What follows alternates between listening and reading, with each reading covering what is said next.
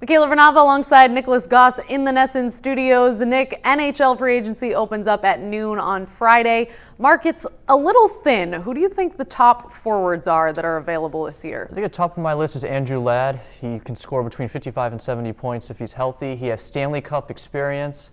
He's very good defensively as well. I think a fit for him would maybe going back to Chicago, but they don't have a lot of salary cap space. I think Boston could maybe be a potential fit if they lose Louis Eriksson.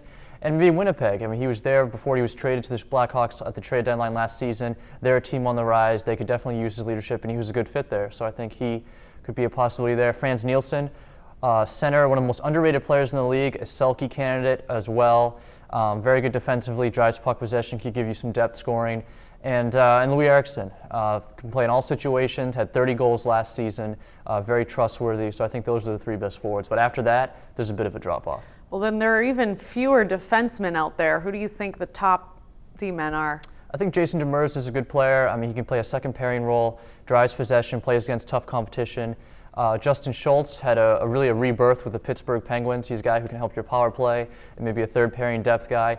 And then Brian Campbell. He's had a very high salary cap at the last few years, but he could be the final piece on a defense pairing for a contending team. He's won a Stanley Cup before. He did very well mentoring the young players, young defensemen like Aaron Ekblad on the Florida Panthers for the last few years. So I think those are the three guys who are definitely probably in tier one. Now, as for finding a starting netminder, teams are kind of out of luck, but how about backup goalie options? Yeah, there really aren't a lot of starting jobs out there. We saw some trades at the draft, Brian Elliott going to Calgary. There's not a lot of jobs for number one netminders, but there are plenty of teams that need backups. The Bruins definitely need a backup, and I think the best option is James Reimer. He was very good in Toronto, even though he faced a ton of shots, and he was very good in San Jose as well, 6-2 with the save percentage above .915. He's definitely the best backup option, but I think the Sharks would do very well to just re-sign him, have him with Martin Jones. That tandem led them to the Stanley Cup final last season. So if teams really want a backup, I think James Reimer's the best one, but the goalie market is really thin. All right, thanks, Nick. We'll be keeping a pulse on all the free agency news, so make sure to keep it on Nielsen.com.